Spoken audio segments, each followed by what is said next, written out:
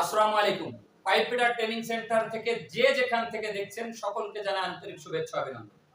আমার প্রাণপ্রিয় pipe fitter ভাইয়েরা, নতুন এবং পুরাতন, আপনাদের জন্য আরেকটি গুরুত্বপূর্ণ ভিডিও নিয়ে আসলাম। সেটি হচ্ছে পাইপ শিডিউল কি। আসলে শিডিউলটা জানা আমাদের খুব জরুরি। তো আসলে পাইপ শিডিউলটা কি? পাইপ আপনাকে ক্লায়েন্ট প্রশ্ন করতে পারে, হোয়াট ইজ শিডিউল? শিডিউল কি? আসলে শিডিউল মিন্স ওয়াল থিকনেস, অর্থাৎ আপনার একটা পাইপ কতটুকু মোটা, এই মোটা যে থিকনেস যেটা এর সাথে শিডিউলের সম্পৃক্ত।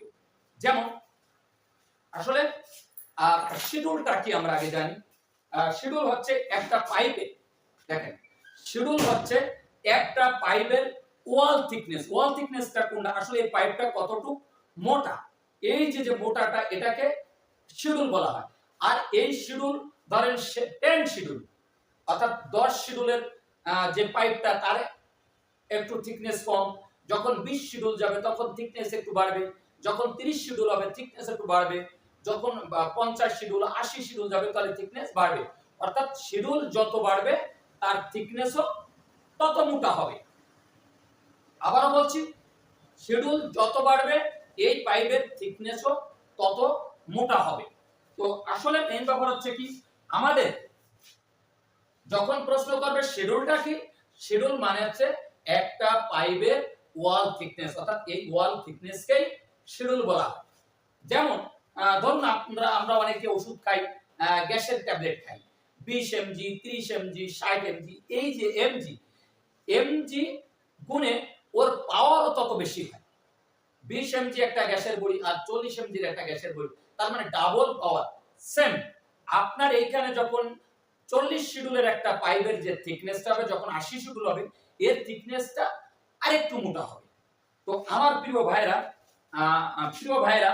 তো আসলে শিডিউলটা হচ্ছে কি, একটা পাইপের ওয়াল থিকনেসকে শিডিউল বলা হয়।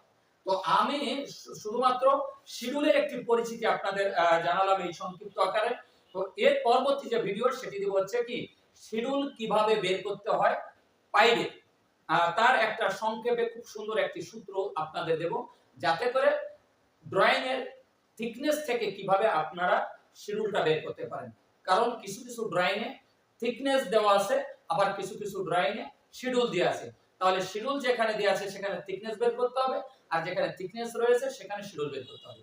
এই ছিল আমাদের আজকে শিডিউল নিয়ে একটি সংক্ষিপ্ত আলোচনা। পরবর্তী ভিডিও দেখার জন্য সবাইকে আমন্ত্রণ।